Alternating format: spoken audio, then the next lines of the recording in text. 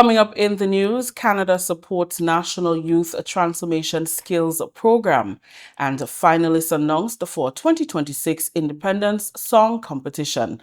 Details to these stories and more, plus a look at news in the region when we return. I'm a VIP. I'm vaccinated. I'm a VIP. I'm immunized. I am VIP. I am vaccinated. I am immunized. I am protected. Our children and nation depend on vaccination for immunization. Childhood vaccination is national priority. It is their protection from disease and sicknesses. Let's all be VIPs and safeguard our beautiful Grenada. I am DJ Blackstorm and I am a VIP health champion. Be a VIP like me. Let's all be VIP champions. A message from the Ministry of Health, Wellness and Religious Affairs, Be a VIP Childhood Vaccination and Immunization Campaign in collaboration with UNICEF and the Pan American Health Organization. Welcome back. With the details to the news for Monday, January 26th, 2026, I am Rakisha St. Louis. The Ministry of Education welcomes consultants from 3 Canadian education institutions to formulate curriculum and training opportunities to encourage skills development within schools. The Youth Transformational Skills Program seeks to modernize Grenada's technical and vocational education and training system, TVET, and enhance youth employability. The program targets youth 14 years and older and will focus on 4 priority areas: tourism and hospitality, marine and fisheries, agriculture, and furniture making and design. The opening of the Inception mission for the Youth Transformational Skills Program was held on Monday. Education Minister Senator the Honorable David Andrew emphasized the significance of the program in repositioning skills, making it more than just an afterthought, but an integral part of an option for a better future. We talked about positioning skills within the mainstream of education, not as an afterthought, but as a main option that coming somewhere after third form, students could genuinely be able to choose an avenue and decide, listen, what I really want to do is to become a top-notch agriculturist or farmer or a professional fisherman. And so they can go to a college where that is happening. He's optimistic that the government will open 2 of the 4 centers in the new school year in September. To begin the consultancy, to work with us, to talk about curriculum, bring the experience. All of the universities have experience in agriculture, in furniture, in marine studies, in hotel and tourism management. So they are here on this mission. They've signed the consultancy and they're going to help us work through all of the technical things to ensure that come September 2026, we have at least 2 of the centers launching and starting the skills within the mainstream of education. The consultants represent Niagara Community College, Dalhousie University, and Nova Scotia Community College. Project team lead Zoran Kodali said the process will assess skills gaps, curriculum development, partnership, the labor market, training opportunities, and infrastructure. I'm very happy that we bring a very, very strong team here that represents all 4 programming areas. And so over the next 16, 18 months, maybe a little bit longer, we look forward to working together and developing, establishing really what are the parameters for these 4 centers of excellence, what is really the most appropriate graduate profile that's labor market appropriate, and so that we can work together in providing training and learning opportunities for young Grenadians so that they can acquire relevant employment. Health officials thank citizens in the United Arab Emirates for donations that will improve the delivery of healthcare on the island at various facilities. January 2026 got off to a great start for the Ministry of Health as Consul General in Dubai, His Excellency Zia Rahman, recently handed over a shipment of medical supplies and equipment to Foreign Affairs Minister Honorable Joseph Andel and Minister for Health Honorable Philip Telesford. The donation, he explained, was a joint effort between Grenadians living in Dubai and citizens. He said the wealth of every nation is determined by the health of the citizens. It is with immense pride and honor that I present these supplies to the Ministry of Health via the Ministry of Foreign Affairs and the Consulate General of Grenada in Dubai and the Northern Emirates on behalf of the citizenry of Grenada residing in Dubai and the wider Arabian Peninsula.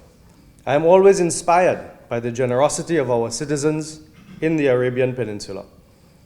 As a country, our greatest resource is our people, and the greatest asset is their health. Health Minister Honorable Philip Tillisford says the donation aligns with the government's vision to transform the local sector. I want to underscore the vital importance of having readily available equipment, accessories, and the skilled hands to use them. And without these, our promises of improved health care remains incomplete. With them, we move closer to fulfilling our outcomes to fight for the citizens of Grenada, ensuring that every man, woman, and child have access to quality care. This donation is more than a gift. It is a call to action. So I urge other Grenadians in the diaspora to follow this shining example, because your contribution, whether large or small, can make a significant difference in the lives of our people here at home. Foreign Affairs Minister Honorable Joseph Andel says the government is committed to provide training for healthcare personnel so they can be more efficient and on par with global health services. I give you the assurance that the Ministry of Foreign Affairs will continue to collaborate with the Ministry of Health to ensure that we source opportunities for training, opportunities for collaboration with traditional and new partners in the field of health.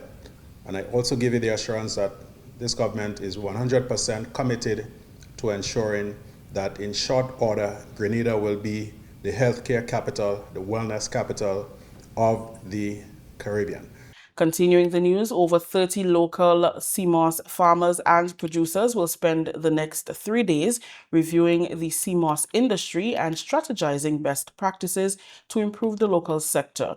The capacity building workshop for the development of the CMOS industry commenced on Monday at the Public Workers Union Conference Room. The training is organized by the Ministry of Blue Economy and Marine Affairs with support from the OECS Commission and funding from the Caribbean Biodiversity Fund.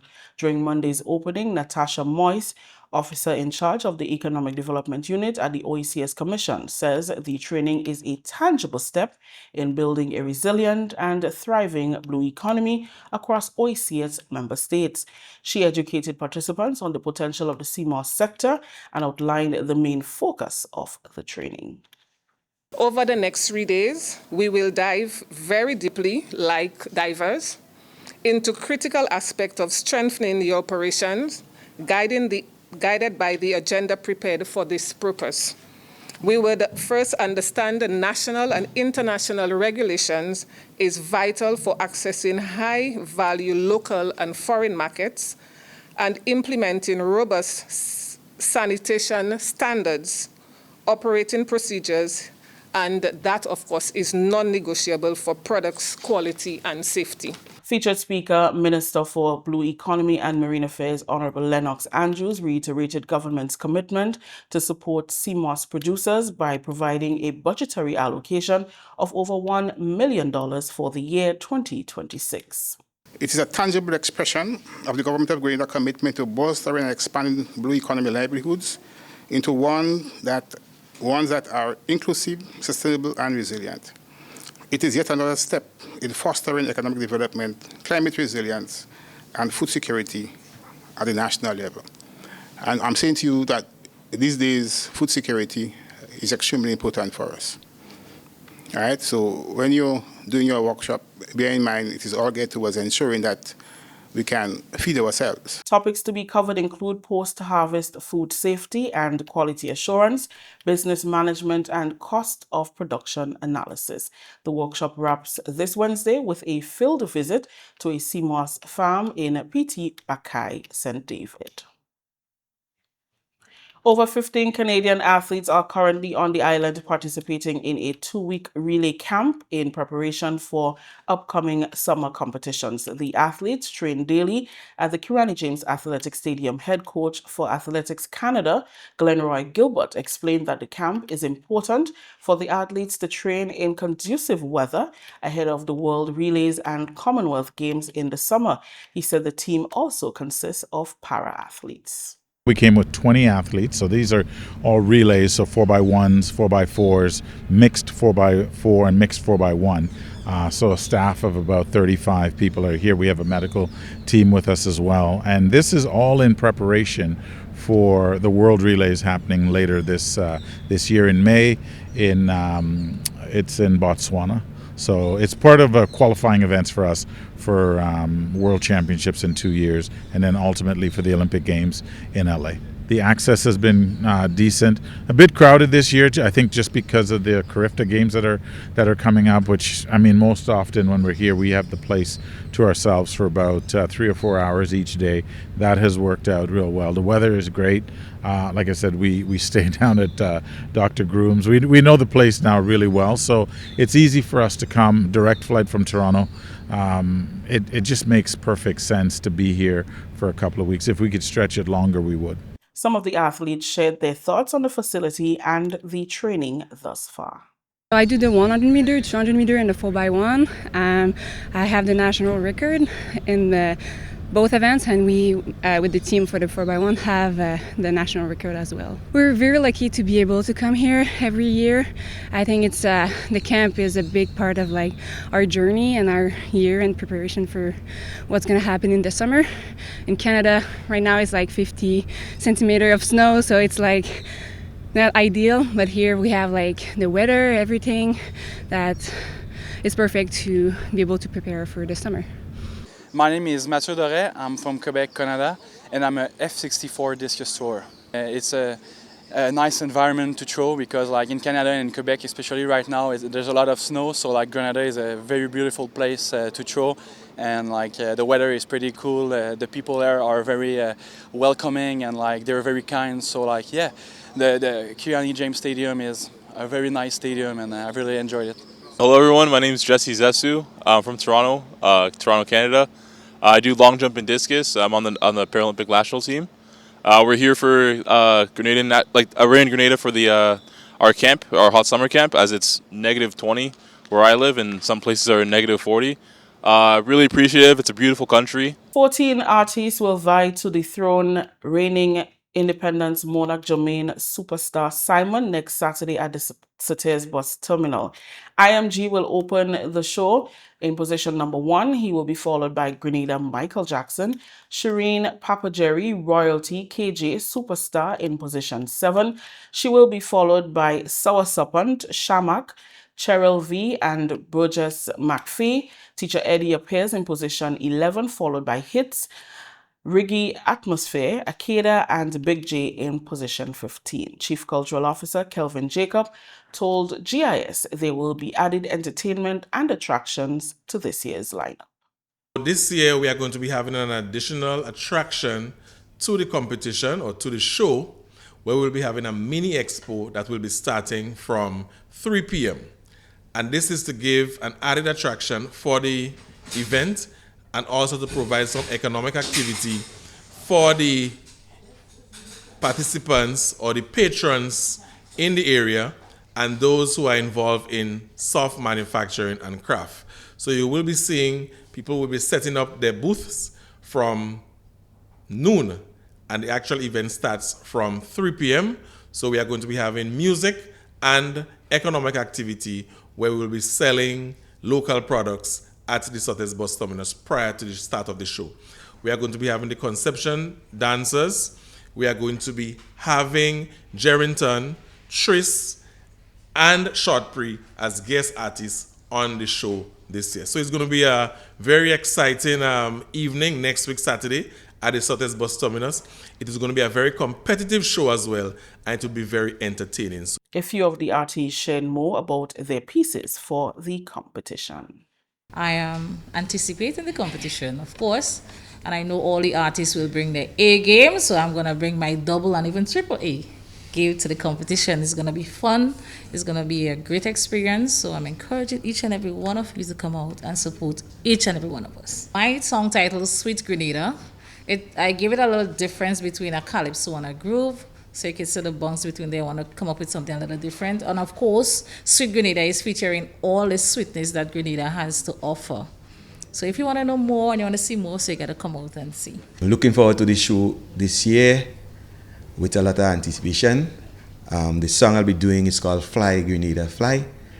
Basically what I'm saying here is that when I look back at 52 years and the achievements that we had as a people, it's time to feel good and to celebrate and to fly, show the world that we may be a dot, but we're big, right? So that's the whole concept of Fly Grenada Fly. I believe that this year's show is going to be a really great show.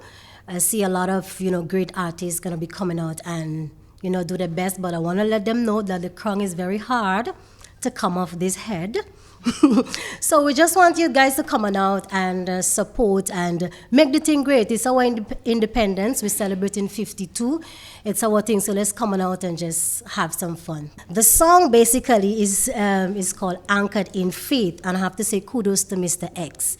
We decided to go with the theme this year, Anchored in Faith, Guided by Purpose.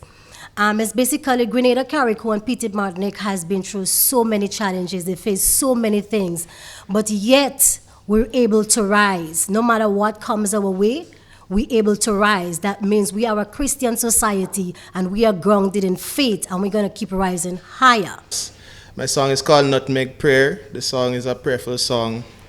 I think with all that's going on around us, I just thought it was a time to sing something that would be sort of a unifying force and something that just says that we're thankful for what we have in spite of everything that's happening around us. So that's my song in a nutshell. The competition is scheduled to commence at 8 p.m. at the Sotes Bus Terminal. That's a wrap for the local segment. Regional news coming up after the break. Are you thinking about buying a vehicle? Did you find a company on social media? Stop. It may be a scam. Look out for the following red flags. Is the price lower than other dealers? Does it seem too good to be true? Are you sending the monies to the US even though you are ordering the vehicle from Japan? Does the address on the invoice match the address on the payment details? Are conversations limited to WhatsApp text? Is there a sense of urgency placed on you by the seller? You are about to be scammed. Do not take your hard-earned cash or even worse, a loan to send to these scammers. Once the money leaves Grenada's shores, you are not likely to get it back. Consider buying a vehicle already on island from an individual or a car dealer. Beware of these scammers. If in doubt, it's best to stay out. A message from the Financial Intelligence Unit. Welcome back. The 50th regular meeting of the Conference of Heads of Government of the Caribbean Community CARICOM will take place in Bastia, St. Kitts and Nevis, February 24th to 27th, under the chairmanship of the Honorable Dr. Terence Drew, Prime Minister of St. Kitts and Nevis, and the chair of the conference. The conference will be held under the theme Beyond Words, Action Today for a Thriving, Sustainable CARICOM. Prime Minister Drew holds the chairmanship until June 30th, 2026. The 49th session was held in Montego Bay, Jamaica in July 2025. The Ministry of Education, Skills, Youth and Information has announced that all schools resumed full operations in January following the passage of Hurricane Melissa in Jamaica. Senator Dr. the Honorable Dana Morris Dixon, in a ministerial statement to the Senate last Friday, said within 90 days all schools resumed operation. Not all schools have been repaired. Therefore, students have adopted the blended learning approach online, and shift systems. The ministry has partnered with the United Nations Children's Fund, UNICEF, to deploy classroom-sized tents to accommodate continued learning. I'm pleased to report that as of January 14, 2026, all schools resumed teaching and learning. And Mr. President, I'll say it again for clarity. Within 90 days of the most devastating weather event in recent memory, a 1 in 100-year storm, all schools resumed operations and all schools resumed learning and teaching. The team at the ministry has been deploying resources to the schools who need it most. Working with our partners at UNICEF, 92 heavy-duty classroom-sized tents were donated to schools in the West. UNICEF will also be distributing around 300 learning kits in short order. And if you look outside, and I ask my colleagues on the other side, if you could please look outside, you'll see some of what's happening in our schools. Outside, we have an example of a school in a box. And so some of our schools have already been able to utilize this. So if a school is damaged, that school in a box can be used anywhere. It can be in a tent, it can be under a tree. Hurricane Melissa made landfall in Jamaica on October 28th, significantly disrupting several sectors, including the education sector, particularly in Western Jamaica. That's a look at news for today, Monday, January 26th. On behalf of the news and production team, I am Rikisha St. Louis, thanking you for joining us.